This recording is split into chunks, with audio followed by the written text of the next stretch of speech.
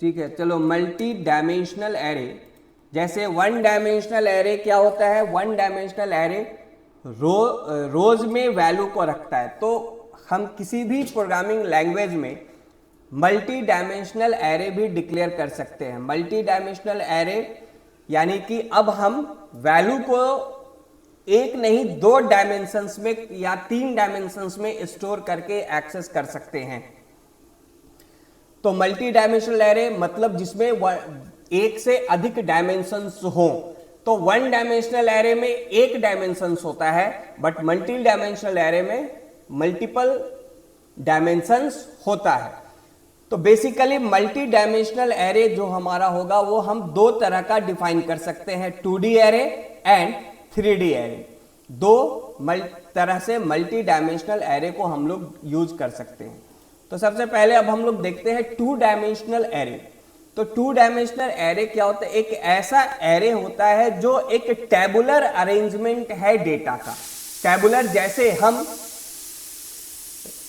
Rose and columns में value को रखते हैं तो उसको टेबुलर अरेंजमेंट कहते हैं। जब हम कोई टेबल बनाते हैं और टेबल में रोज एंड कॉलम्स में वैल्यू को रखते हैं तो वहां पे हमारे पास रो एंड कॉलम्स होता है। तो रो एंड कॉलम्स में वैल्यू को अरेंज करते हैं जिसको हम लोग टेबुलर अरेंजमेंट कहते हैं। तो 2 डायमेंशनल एरे एक टेबुलर अरेंजमेंट है रो एंड कॉलम में।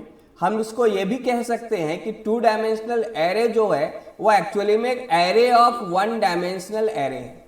2 डायमेंशनल एरे कलेक्शन हो सकता है 1 डायमेंशनल एरे का। तो it is a tabular arrangement और ए 2 dimensional array is the array of 1 dimensional array. इसमें दो इंडेक्स चलेगा। अभी हम लोग जो यूज किए 1 डायमेंशनल एरे को, तो 1 डायमेंशनल एरे में एक इंडेक्स चल रहा है, बट अब हमारे पास 2 डायमेंशंस हैं। तो 2 डायमेंशन से एक डेटा को एक्सेस किया जाएगा। तो अब यहाँ पे 2 इंडेक्स नंबर यूज होगा। अब हमारे पास रो है और कॉलम है, तो रो के लिए एंड कॉलम के लिए दोनों के लिए अब हम लोगों को इंडेक्स नंबर यूज करना पड़ेगा। यानी हर एक डेटा 2 इंडेक्स नंबर से एक्सेस किया जा सकता है। तो जब हम डिक्लेरेशन करेंगे 2 डायमेंशनल एरे का तो किस तरीके से कर सकते हैं। एक ये तरीका है, हम इंटीजर टाइप का वेरिएबल एरे डिक्लेयर कर रहे हैं। तो हम ये पहला जो बता रहे हैं ये क्या है, साइज रो का, कितना नंबर ऑफ रोज हम डिक्लेयर करना चाहते हैं। और ये है नंबर ऑफ कॉलम्स, कितना नंबर ऑफ कॉलम्स हम यूज करना चाहते हैं। तो यहां पे दिया गया है 2 रो एंड 2 कॉलम्स। अब यहां पे वैल्यू भी रख दिया गया। तो यहां पे जो ये पहला जो 3 वैल्यू है ये पहले रो का 3 वैल्यू है, और ये जो दूसरा 3 वैल्यू है ये दूसरे रो का 3 वैल्यू है। या हम लोग ये भी कह सकते हैं कि जो 2 डायमेंशनल एरे होता है वो एक्चुअली में एरे है सिंगल डायमेंशनल एरे का। यानी 2 dimensional array is the array of single dimensional array. तो ये हमारे पास यहां जो ये बताया जा रहा है 2, पहला रो जो बताया जा रहा है कि ये 2 रो है, ये एक्चुअली में 2 सिंगल डायमेंशनल एरे है, और दोनों सिंगल डायमेंशनल एरे में 3-3 वैल्यू होगा। तो दोनों में 3-3 वैल्यू होगा। तो ये पहला सिंगल डायमेंशनल एरे, ये दूसरा सिंगल डायमेंशनल एरे। तो या तो हम इसको कह सकते हैं कि ये पहला रो या दूसरा रो, या हम इसको कह सकते हैं कि फर्स्ट सिंगल डायमेंशनल एरे और सेकंड सिंगल डायमेंशनल एरे, और दोनों एरे में 3-3 वैल्यू है। या हम ये भी कह सकते हैं कि रो नंबर, ये पहला रो जिसमें 3 कॉलम है और ये दूसरा रो इसमें भी 3 कॉलम्स है। तो अब हम इसको एरे बोले या हम रो बोले एक ही बात है। तो ये पहला रो यानी कि पहला एरे, इसको इंडेक्स नंबर 0 बोला जाएगा, और ये दूसरा रो इसको इंडेक्स नंबर 1 बोला जाएगा। तो अब हम लोगों के पास 2 रोज है या 2 सिंगल डायमेंशनल एरे है, और ये इस रो का कॉलम नंबर 0, ये कॉलम नंबर 1 और ये कॉलम नंबर 2। उसी तरह से इस रो 1 का कॉलम नंबर 0, ये कॉलम नंबर 1 और ये कॉलम नंबर 2। तो इस तरीके से हर रो में कॉलम 0 से शुरू होगा। या हमारे पास दूसरा तरीका भी, हम इस तरीके से भी सी में डिक्लेरेशंस कर सकते हैं और इस तरह से भी हम लोग वैल्यू रख सकते हैं। यहाँ पे डायरेक्ट यहाँ पे सेपरेट किया गया है, हर रो को यहाँ सेपरेट किया जा रहा है, हर रो को सेपरेट किया जा रहा है, बट हम इस तरीके से भी डायरेक्ट वैल्यू रख सकते हैं। यहाँ पे क्या दिया हुआ है, 2 रो और 3 कॉलम। तो रो, तो जैसे यहाँ इंडेक्स 0 हुआ, ये इंडेक्स 0, इंडेक्स 1, इंडेक्स 2, ये 3 वैल्यू हो गया, तो ये पहला रो यहाँ खत्म मान लिया जाएगा और यहाँ से फिर दूसरा रो माना जाएगा। तो हम इस तरीके से रो को सेपरेट कर लें वो भी चलेगा, या नहीं करें ये भी चलेगा। और यहाँ पे हम इस तरीके से डिक्लेरेशन करके भी छोड़ सकते हैं। हम वैल्यू बाद में स्टोर करेंगे या बाद में लेंगे, हम यूजर से इनपुट करेंगे। तो ये जो डिक्लेरेशंस है, यहाँ पे हम लोग इनिशियलाइजेशन भी कर रहे हैं, डिक्लेरेशन भी कर रहे हैं, बट यहाँ पे हम लोग सिर्फ डिक्लेरेशन कर रहे हैं, इनिशियलाइजेशन वैल्यूज के साथ बाद में होगा। जो हमारा ये 2 डायमेंशनल एरे है, इसका मेमोरी इस तरीके से क्रिएट हो रहा है। यहाँ पे हम लोग जैसे ये देखें, यहाँ पे हम लोग क्या दे रहे हैं, 3 रो एंड 3 कॉलम्स। तो 3 रो एंड 3 कॉलम्स है, तो ये हमारा रो बना। ये जो है ये पहला रो हुआ, यहाँ से ये फर्स्ट रो जिसको हम लोग रो 0 बोल रहे हैं। ये हमारा सेकेंड रो, ये रो 1 हुआ। ये थर्ड रो, रो 2 हुआ। तो ये 3 रो हुआ। ये पहला रो यहाँ से यहाँ तक चल रहा है, दूसरा रो ये यहाँ से यहाँ गया, और ये हमारा तीसरा रो जो है यहाँ पे यहाँ से गया। तो ये रो नंबर 0 हो गया, ये रो नंबर 1 हुआ, ये रो नंबर 2 हुआ। उसी तरह से ये फर्स्ट कॉलम हुआ, first column number 0, second column number 1, third column number 2। तो अब यहाँ पे हमारे पास 3 रो है, 3 कॉलम्स है, और दोनों रो और कॉलम दोनों 0 से शुरू हो रहा है। तो ये जो पहला पोजीशन है, ये फर्स्ट बॉक्स जो है, ये पहले वैल्यू को कंटेन करेगा।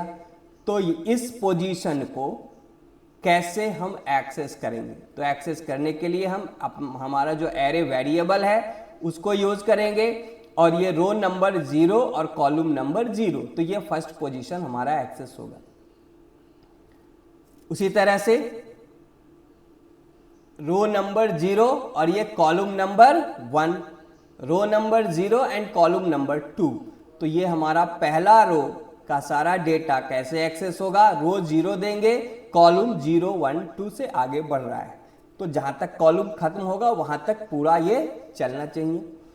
अब ये सेकेंड रो में आया, सेकेंड रो 1 से शुरू हुआ और इसका कॉलम 0 से, तो सेकेंड रो हुआ 1 column 0, second row 1 column 1, second row 1 column 2।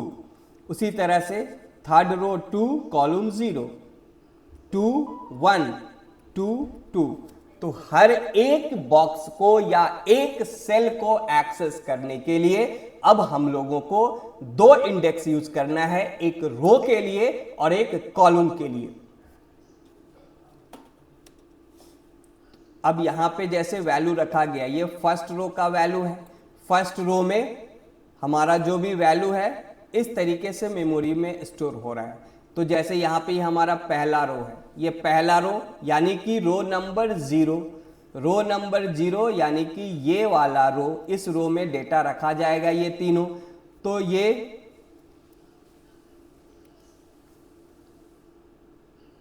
रो 0 का ये कॉलम 0, तो रो 0 कॉलम 0 15 यहाँ पे आके आ गया। फिर रो 0 कॉलम 1 35 यहाँ आ गया। रो 0 कॉलम 2, तो रो 0 कॉलम 2 ये 20 यहाँ पे आ गया।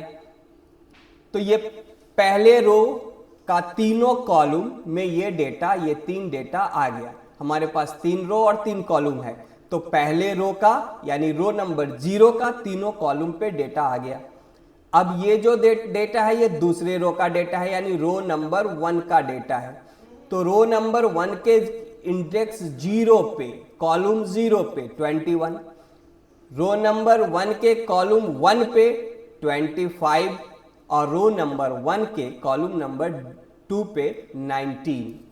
ये तीनों यहां पे आ गया और अब ये जो बचा लास्ट ये कॉलम नंबर 2 का डेटा है।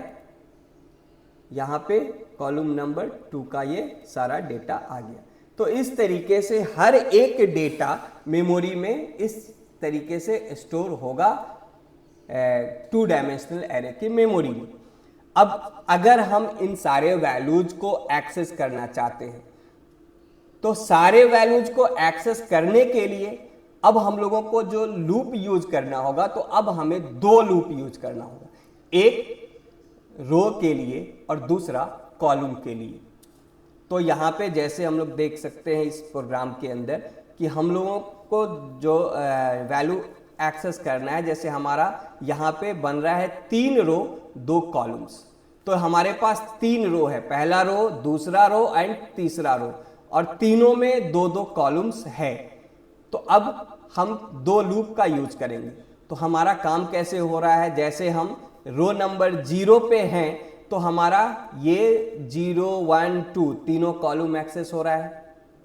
यानी रो जब हमारा 0 है तो कॉलम के लिए हम 0 1 2, फिर जब कॉलम का सारा काम खत्म हुआ, रो 0 के अंदर सारा कॉलम एक्सेस हो गया, तब हम रो 1 पे जा रहे हैं और फिर कॉलम शुरू हो रहा है 0 से, फिर 0 1 2 तक जा रहा है। अब दूसरे कॉलम का भी दूसरे रो का भी सारा कॉलम एक्सेस हो गया, तब हम जा रहे हैं रो 2 पे जो जिसका कॉलम फिर शुरू हो रहा है 0 से। यानी हर बार एक रो को हम एक्सेस कर रहे हैं, उस रो के अंदर सारे कॉलम को एक्सेस कर रहे हैं। यानी कि हमारा जो लूप काम कर रहा है वो कैसे काम करना चाहिए कि हम रो के लिए जब अंदर जाएं तो हमारा सारा कॉलम एक्सेस हो। तो एक आउटर लूप यहाँ डिफाइन किया गया है 0 से लेस देन 3 यानी 0 से 2 तक, ये रो के लिए काम कर रहा है। और इस लूप के अंदर में एक और लूप डिफाइन किया जाएगा जो कॉलम के लिए काम करेगा। तो जैसे ये चल रहा है जे का लूप 0 से लेस देन 2 यानी 0 और 1 के लिए 2 बार चलेगा। आई का वैल्यू 0 से शुरू होगा तो अंदर आए, लूप के अंदर हम लोग आए और ये जे का लूप शुरू हुआ 0 से। अब जे का लूप 0 से शुरू होगा तो पहला वैल्यू 0 0 पे जो भी है, तो यहाँ पे क्या है 0 0 पे फर्स्ट वैल्यू 0, ये प्रिंट हो रहा है या हमको मिल रहा है। फिर जे प्लस प्लस होगा, जे का वैल्यू होगा 1, तो दूसरा वैल्यू इंडेक्स 0 और 1 पे क्या है पहले रो के अंदर ये वैल्यू। उसके बाद जे का लूप ब्रेक करेगा, आई प्लस प्लस होगा, आई का वैल्यू होगा 1, अंदर आएंगे। अब जे का लूप शुरू होगा 1 के आई की वैल्यू 1 के लिए, और जे कहां से शुरू होगा फिर 0 से शुरू होगा। तो यहां 0 आई है 1, अभी आई हमारा है 1 और जे शुरू हुआ 0 से। तो अब 1 0 पे कौन सा वैल्यू है ये 2 है, 2 मिलेगा। फिर जे प्लस प्लस होगा, जे का वैल्यू होगा अब फिर 1, तो अब 1 1 पे इंडेक्स 1 1 पे क्या है 3 है। अब जे का लूप फिर ब्रेक होगा और आई प्लस प्लस होगा और आई का वैल्यू 2 होगा, 2 के लिए फिर जे का लूप 0 से शुरू होगा। तो इस तरीके से रो का लूप एक आउटर लूप बना करके और कॉलम के लूप को हम इनर लूप बना करके एक 2 डायमेंशनल एरे के सारे वैल्यू को एक्सेस कर सकते हैं। इससे रिलेटेड कुछ प्रोग्राम्स हम